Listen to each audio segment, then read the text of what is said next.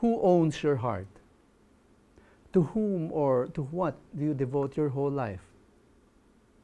Who or what is it that you worship? Worship is as natural to human beings as the rising of the sun in the east. People always have worshipped and will always worship. It matters a lot, however, to whom or to what people direct their worship.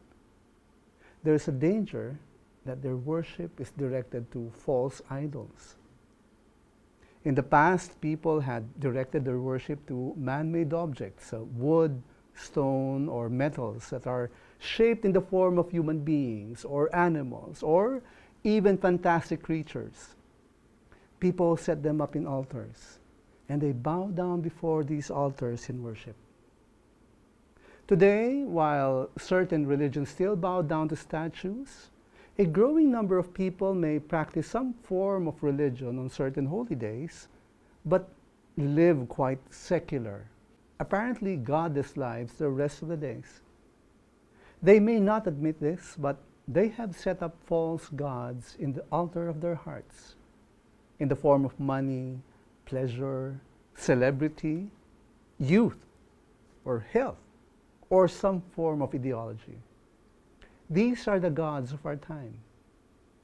Many people serve these false gods as they dedicate their whole lives, their time, talents, treasure, in the service of these man-made idols. And just because present idols aren't statues doesn't mean it's no less dishonoring to God. When people give their devotion to these false gods, that they should give to the one true God who created the universe.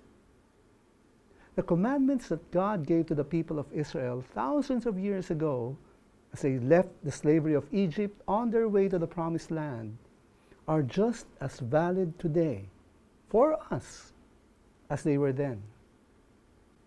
God gave these commands written in the Old Testament book of Exodus. You shall have no other gods before me.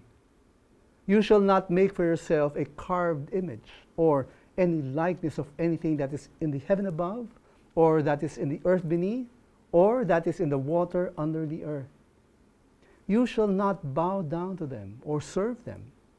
For I, the Lord your God, am a jealous God, visiting the iniquity of the fathers on the children to the third and the fourth generation of those who hate me, but showing steadfast love to thousands of those who love me and keep my commandments.